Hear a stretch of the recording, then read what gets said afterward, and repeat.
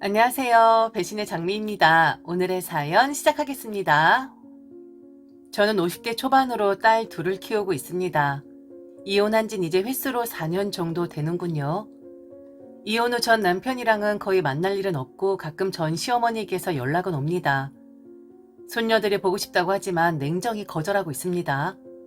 그러면 처음엔 나쁜 년이라며 욕을 했는데 요즘은 훌쩍훌쩍 거리네요. 나이가 드셔서 그런지 시도 때도 없이 눈물바람입니다. 그 모습을 보자니 마음이 약해질 뻔하다가도 이내 정신을 차리고 전화를 끊어버립니다. 그리고 한동안 전화는 받지 않았어요. 수신 차단할까 생각도 했지만 여러 가지 이유들로 전 남편과 시댁 사정에 대해서 귀는 열어두고 있는 상황입니다. 현생에서야 저와 전 남편 사이의 인연은 끝난 것이지만 우리 딸들에게는 그래도 아버지이기에 한 자락 끈은 남겨두고 싶거든요. 이렇게 글을 쓰게 된 이유는 얼마 전 TV에서 바람 피운 남편을 용서하고 사는 한 여자의 이야기를 보다가 문득 제 생각이 나서입니다. 많은 사람들이 그 여자를 보고는 바보 천치라고 손가락질하고 욕할 수도 있겠지만 저는 그 심정을 어느 정도 이해할 수 있거든요. 정말 수백 수천 번도 마음속에 이렇게 할까 저렇게 할까 고민하게 되는 문제입니다. 저도 왔다 갔다 갈피 못 잡고 있다가 이혼이라는 초강수를 두며 종지부를 찍었었죠. 대단한 이야기는 아닌데 어떤 친구가 저의 이혼 이야기를 듣고 완전 속 시원하다고 말한 적이 있어서 한번 이야기해볼까 합니다. 결혼했을 당시 시댁은 소위 말하는 졸부였습니다. 시댁에서 물려받은 땅에 시할아버지 살아 계실 적에 개발이 되면서 돈을 많이 벌었었죠. 시아버지는 물려받은 재산으로 서울에 조그만 건물 여러 채를 샀고 거기에서 나오는 임대료로 먹고 살만 했습니다. 시부모는 서울에 계속 사시다가 제가 결혼할 때 즈음에 경기도로 단독주택을 지어서 이사했죠. 시아버지만 서울로 왔다 갔다 하면서 건물을 관리했습니다. 제가 알기론 시아버지는 일을 많이 하는 분이 아니었어요. 시할아버지가 시아버지는 흙에 손을 대는 대신에 펜을 잡으라고 지원을 많이 해주었답니다. 그 덕분인지 필체도 좋고 한자를 엄청 많이 하는 언뜻 보기에 매우 박학다식한 학자풍이셨죠. 시어머니도 집안은 좋으신 분이었어요. 힘든 일 많이 안 하시고 곱게 치장하고 집에 들어앉은 안방마님 스타일이라고 할까요? 겉으로 보기에는 남 부러울 거 별로 없는 반듯한 시댁이었죠. 저희 부모님도 그 점을 매우 높이 평가했었고요. 그런데 결혼하고 마주한 시댁의 현실은 요즘 말로 멘붕이었습니다. 시부모는 하루가 멀다 하고 싸웠고 시어머니는 제게 늘 하소연하며 복수를 다짐했었죠. 시어머니 말에 의하면 시아버지가 그렇게 젊은 여자들 꽁무니를 쫓아다닌다는 겁니다. 고급차를 타고 여자들 태우고 다니면서 레스토랑에 가서 하루 종일 시시덕거리는 게 취미인 사람이라고요. 이런저런 소문에 의하면 시아버지 별명도 있더라고요. 함박스테이크 할배라고 하면 저 서울 동쪽의 캬바레와 무도장에서 모르는 사람이 없다나 뭐라나요. 그 옛날에 그랜저나 아카디아 차에 여자들 앉히고 다니며 그렇게 레스토랑에 많이 다녔다고 하네요. 시어머니 말에 의하면 당시까지 그런 여자들 뽑아놓은 머리카락 뭉텅이가 한 포대자루는 된다고 하더라고요. 설마 그 정도였겠냐마는 시아버지가 여성 편력이 있었음에는 분명했습니다. 그리고 함박 스테이크를 좋아하기도 했고요. 그런 시아버지를 감시하고 바가지 긁고 박 터지게 싸워야 하는 게 시어머니의 운명이라고 느껴질 정도였습니다. 결혼하고 첫 달 임신하고 만삭이었을 때 시아버지의 외도 사건이 터졌고 시어머니는 애꿎은 저를 들먹이며 시아버지에게 각서를 받아냈죠. 이제 곧 손주 보게 될 사람이 추태라면서 더 이상 창피해서 못 살겠다며 동네 방네 소문내서 개망신을 줘야 한다고 거의 미친 사람처럼 하는 바람에 시아버지가 다시는 바람 피우지 않겠다고 시어머니에게 각서를 썼던 것입니다. 그런데 그게 보통 각서는 아니었고 만약 또 한 번 더 들킬 시에 시아버지 소유의 서울 내 모든 건물을 시어머니에게 조건 없이 양도한다는 시아버지 입장에서는 엄청 무시무시한 각서였던 것이죠. 실제로 그 이후로 시아버지는 잘 나가시지도 않고 여자 문제를 일으키지 않는 걸로 보아서 독하게 마음먹고 함박스테이크를 끄는 것 같았습니다. 그 모습에 기뻐해야 할 시어머니는 오히려 화를 냈었습니다. 빌어먹을 벼락 맞을 영감탱이 같은 것. 허구없는 여자 못해 안달이더니만 왜 지금에 와서 단칼에 무배도 꼼짝을 안 하냐고. 서울 건물 싹 다 뺏고 거지 빈털터리로 만들려고 사람도 사놨었는데 이게 뭐냔 말이야. 여하튼 어디서 또 뒤수작 부리는가 본데 이번에 걸리면 아주 작살을 내버릴 거야. 새아기 넌 아무것도 신경 쓸 거 없다. 네 시아버지한테 건물 뺐으면 까짓거 너한테 한 채 주마. 그러니 너도 네 시아버지 잘 좀 감시해봐. 분명 어디 뒤가 구린 곳이 있을 거야. 내 말 무슨 뜻인지 알았지? 그 뒤로 몇 년간 시부모는 자주 투닥거리긴 했지만 시아버지의 외도 문제는 아니었습니다. 오히려 시아버지가 하루 종일 집에 붙어만 있는다고 타박하던 시어머니였었죠. 그 기간 저는 첫째 딸을 낳고 바로 임신했는데 둘째도 역시 딸이었습니다. 시아버지의 바람 문제로 시어머니와는 대화도 많이 했고 친했다고 생각했는데 둘째도 딸을 낳고 보니 시어머니 태도가 냉랭해졌습니다. 남들은 잘도 낳는 아들을 왜 못 낳느냐는 타박이었죠. 그러면서 어서 빨리 셋째를 가지라고 재촉했지만 제 몸 상태상 셋째는 불가능했습니다. 둘째 낳기 전에 보였던 근종이 더 커지면서 둘째 낳고 몇 달 지나 자궁절제를 해야만 했거든요. 시어머니는 제가 애도 못 낳는 여자라고 구박을 하더라고요. 처음엔 아들 못 낳고 병까지 얻었기에 죄송스러운 마음이 더 컸는데 시어머니 구박이 이어지자 내가 왜 자식을 둘이나 낳아놓고도 이런 소리를 들어야 하는지 억울하고 분하더라고요. 그러면서 시어머니와 사이가 틀어지기 시작했습니다. 부인과 수술을 하고 운동을 많이 하라는 의사의 말에 그때부터 외부 활동을 심심찮게 했습니다. 수영도 좀 배우고 에어로빅도 하고 건강에 신경을 많이 썼었죠. 그러다가 어느 날 우연히 시아버지와 어떤 여자가 어느 레스토랑에 들어가는 것을 보았어요. 말로만 듣던 함박 스테이크 집이었죠. 운동을 마친 때라 그냥 자연스럽게 레스토랑으로 들어가게 되었는데 처음이었어요. 어둡고 쾌쾌한 분위기의 그런 인테리어와 분위기 말이죠. 둘러보니 시아버지와 어떤 젊은 여자가 나란히 앉아서 어깨동무를 하고 있더라고요. 저는 시아버지에게 가서 여기서 뭐 하시냐고 물었습니다. 시아버지는 바로 어깨동무를 풀고 얼떨떨 하시더라고요. 자리를 옮겨서 시아버지와 이야기를 나누었죠.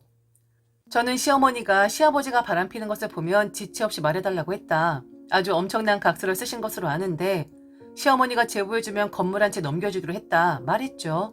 시아버지는 정색을 하시더라고요. 며느라, 그런 이야기 어디서 함부로 하고 다니면 안 돼.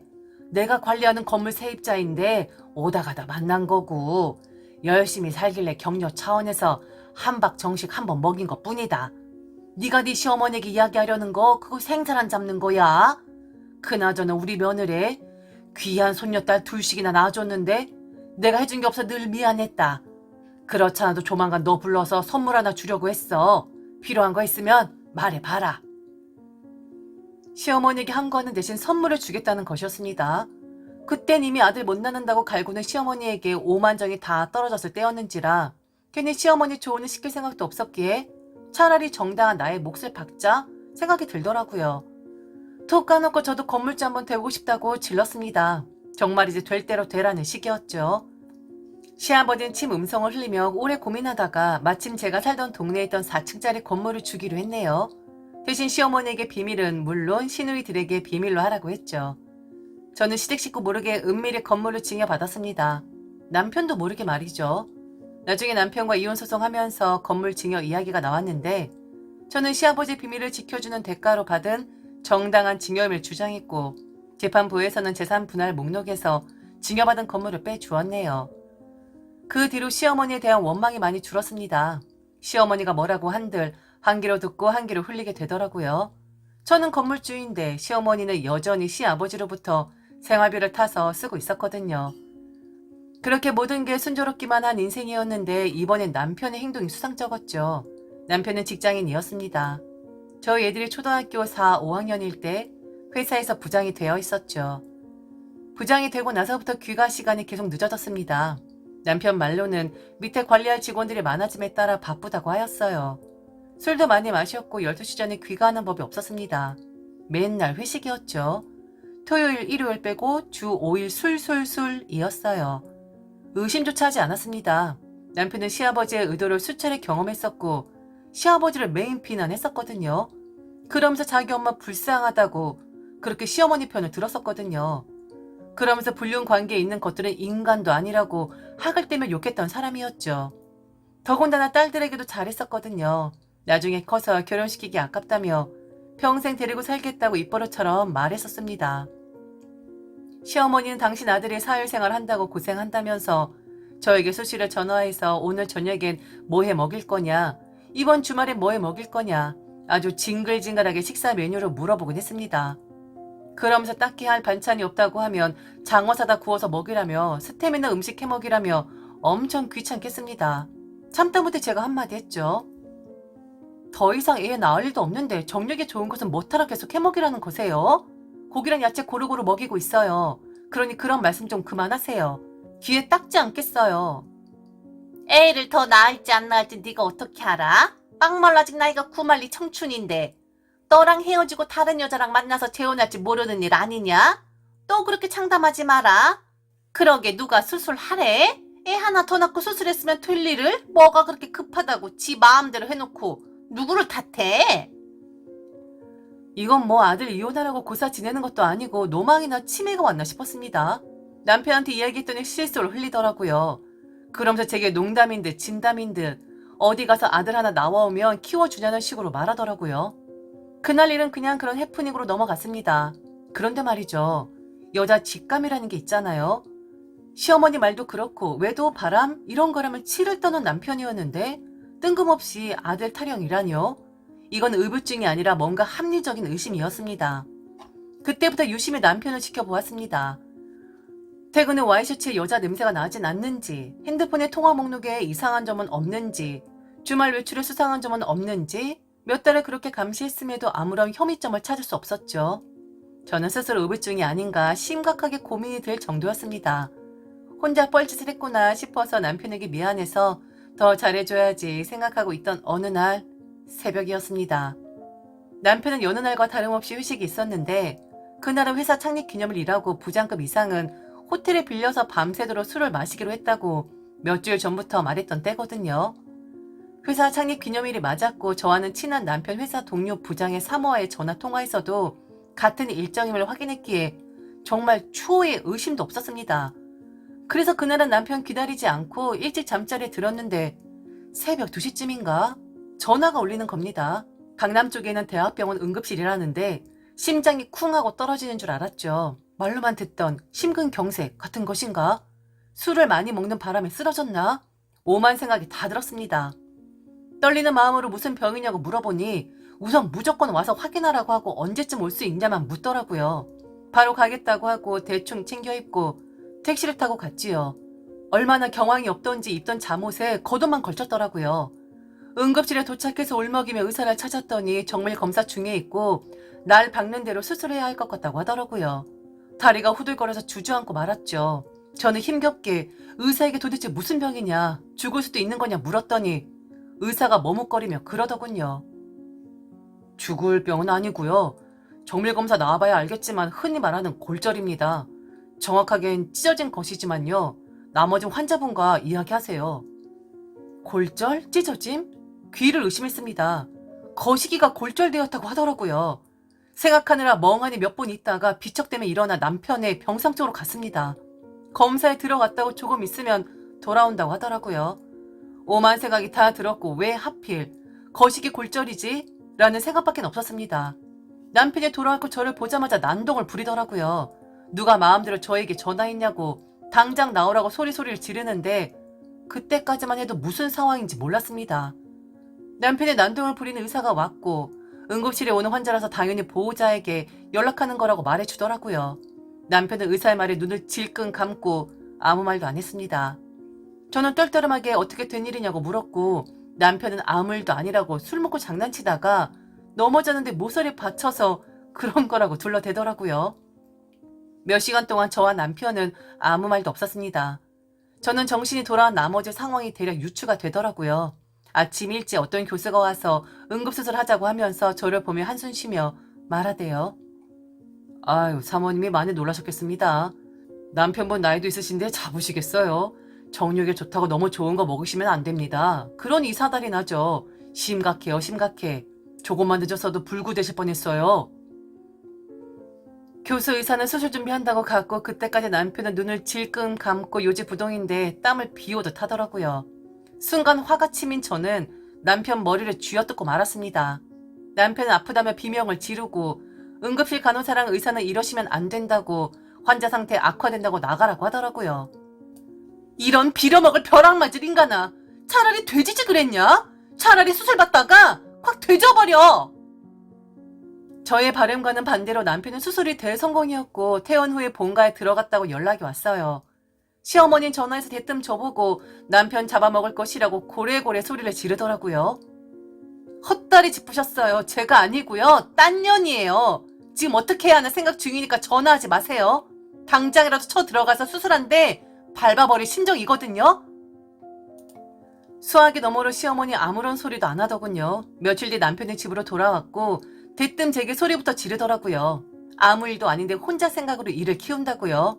사고라고 하더군요. 제가 그랬어요. 지나가던 똥개 똥 싸는 소리하고 앉았네. 니네 회사 재무부장 부인 만났거든? 회사에 소문이 파다 있다는데? 젊은 신입 여직원이랑 그렇게 묘한 상황이 연출됐다고 하던데 니네 부서 사람들 알면서도 쉬쉬했다고 하더라. 너만 몰랐어, 너만. 너네 회사 사람들 다 알고 하다못해 재무부장 부인도 알고 있는 사실을 너만 나만 몰랐다고 이 똥개 자식아. 그제서야 무릎 꿇고 빌면서 횡설수설하는데 정말 드라마에서 많이 듣던 소리를 하고 앉았네요. 정말 딱 한 번 술김에 실수한 거다. 나는 관심 없었는데 그쪽에서 꼬리친 거다. 그 여직원 집안 사정이 매우 불우한데 연민에 상담하며 좋은 말 몇 번 해줬더니 자기에게 빠져버린 것 같다 등등. 말이 되는 소리를 해야죠. 그래서 제가 그랬죠.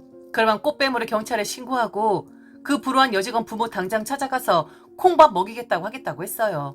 그랬더니 한다는 소리가 기가 막혔죠. 걔 건드리기만 해봐. 나 회사 잘리고 걔도 당신 상대로 소송할 거니까 결국 다치는 건 당신뿐이야. 막말로 내가 이혼하면 너 한 푼도 못 받고 쫓겨나는데 우리 애들 안 보고 싶어? 그러니 내가 이렇게 할 때 잔말 말고 받아줘. 다신 안 그럴 테니까 나 좀 믿어봐라.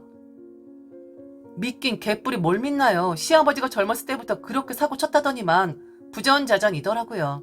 피는 못 속인다는 말이 딱 맞았습니다. 남편 시댁으로 쫓아내니까 시어머니에게 연락이 왔어요. 남자들 살면서 한두 번쯤 다 실수하는 법이다. 네 시아버지는 모르긴 몰라도 어디 숨겨놓은 자식 한두 명은 있을 거야. 거기에 비하면 내 아들은 양반이잖니? 포용하고 넘어가는 것도 내조 잘하는 여자 덕목이야. 그러니 너도 이쯤에서 그만해라. 애들 생각해야지. 만약 네 말대로 이혼하면 애들은 새엄마가 키워야 하는데 넌 콩쥐팥째 팥쥐 엄마도 못 들어봤니? 곱디공 그 애들 구박당하면 어쩌려고 그래. 그러다 잘못되면 얼마나 후회하려고. 그래서 다들 자식 보고 참는 거다. 너도 애미잖아. 좋은 말 할 때 그냥 넘어가라. 두루두루 그게 좋아. 뭐가 두루두루 좋다는 거예요? 이게 뭐 두루치기예요? 그리고 제가 왜 빈털터리로 쫓겨난다고 생각해요? 이건 당신네 아들이 쫓겨나는 거죠. 저 다 받아낼 거예요. 이렇게 끝낼 것 같아요? 구경이나 하시고요. 그리고 말 안 한 거 있는데 우리 집 사는 동네 함박스테이크 집에 그렇게 아버님이 들락날락 거리시더라고요. 어머님이나 내조의 여왕으로 사세요. 그렇게 쭉정이로 말이죠. 그 뒤로 저는 복수의 일념으로 뛰어다녔습니다. 그 불우한 신입 여직원을 찾아가서 패대기 치고 그 불우하다는 애비를 찾아갔죠. 불우하긴커녕 잘 살더라고요. 꽤나 배운 집 사람들 같았어요. 한 번만 용서해달라고 그 집 엄마가 무릎 꿇고 빌었죠. 그 집 아버지는 그 집 딸내미 당장 머리 깎여서 비구니를 출가시킬 테니 집안 망신만은 피하게 해달라고 사정을 하더라고요. 고소하지 말아달라는 거죠. 저는 용서해주는 조건으로 그동안 남편과 여직원 사이에 있던 사실을 낱낱이 작성하게 했고 공중 사무실로 데리고 가서 공증받게 했습니다. 공중 변호사는 이런 일은 또 살다가 처음이라면서 헛웃음을 짓더라고요. 남편에게 보여줬죠. 부들부들 떨더라고요. 그러면서 한 번만 용서해주면 각서든 뭐든 다 하겠다고 하는데 저는 이미 오만장 다 떨어지기도 했고 절대 용서할 사정이 아니라고 생각했어요. 남편 옷가지랑 물건이랑 밖에다 내다 던져버리고 이혼 소송했습니다. 위자료랑 양육비 제대로 받아냈습니다. 거기다 남편은 회사 잘리기까지 했고요. 그 여직원 머리 밀 때 그 집에 찾아가서 참관했죠. 바리가인가 뭔가로 그 집 아버지가 머리를 밀었었는데 곡소리 나게 울더라고요. 그 여자도 울고 그 집 엄마도 울고 말이죠. 남편도 다시는 보고 싶지 않아서 얼씬도 하지 말라고 했습니다. 그랬다간 여자한테 받은 공증서류를 온 세상에 다 뿌려버린다고 했죠. 그랬더니 시아버지가 저를 불러다 이야기하더라고요. 공중 원본을 자기를 주면 3층짜리 건물 한 채를 주겠다고 하더라고요. 남편이랑 그 여자에게 복수도 다 했으니 솔직히 필요 없는 서류였는데 후하게 값을 쳐주더라고요. 건물이 한 채도 아니고 두 채나 제게 넘어온 사실을 알고 시어머니랑 시누이들이 지랄지랄을 하며 거품을 물더라고요. 자기들 몫이 줄었다고 남편을 싸잡아 욕하는데 볼만했습니다. 돈 앞에선 엄마도 형제도 없었습니다. 저에게 고래고래 소리 지르고 막말하는 시어머니에게 한마디 더 해줬습니다. 이제 댁의 아드님에게 좋은 거 많이 먹이시고요. 꼭 손자 하나 더 보시길 바래요. 근데 제대로 작동이 날까 모르겠네요. 지난번 보니까 염증 많이 생겨서 잘 걷지도 못하더라고요. 이번 일로 스트레스 좀 받았나 보더라고요. 그리고 지난번 이야기하셨던 아버님 숨겨놓은 자식 있을 거라고 하셨잖아요. 한번 확인해보세요. 저는 뭔가를 봤네요. 이제 연락 마시고요. 잘 아셨죠? 시아버지의 숨겨놓은 자식을 봤다는 것은 뻥이었고요. 그냥 염장이나 질러볼까 하고 했던 말이었는데 시어머니 집념이 승리를 했더라고요. 진짜 숨겨놓은 자식을 찾아낸 것이었습니다. 그러면서 시아버지는 뒤로 넘어갔고 아직 돌아가시지도 않았는데 상속 문제로 법적 다툼을 하더라고요. 이혼 후에 시어머니가 제게 전화해서 하소연하는 바람에 알게 되었네요. 암튼 문제가 많은 집안입니다. 그 후 저는 지금껏 딸 둘 잘 키우면서 살고 있어요. 작년에 시아버지는 돌아가셨죠. 쓰러지신 데다가 감염병까지 얻어서 급격하게 안 좋아지셨다고 하더라고요. 그래도 제게 건물을 두 채나 남기신 분인데 명복은 빌어주러 갔다 왔습니다. 저는 남자라면 지긋지긋합니다. 제 인생에 두 번 다시 남자 문제로 힘들 일은 없겠지만 결혼하고 나서 맨날 생생하게 막장 드라마를 본 것만 같네요. 그래서 막장 드라마를 봐도 별 감흥이 없어요. 그리고 생각난 김에 시어머니는 정정하시니 며칠 뒤에 전화해서 속 좀 긁어 놓으려고요. 제가 당한 만큼 돌려주려면 아직 멀었거든요. 시아버지한테 받은 건물에 지금 호재가 있는데 이거 이야기하면 아마 화병 좀 생길 겁니다. 저의 이야기는 여전히 진행 중입니다. 지금까지 들어주셔서 진심으로 감사합니다. 이상 배신의 장미였습니다.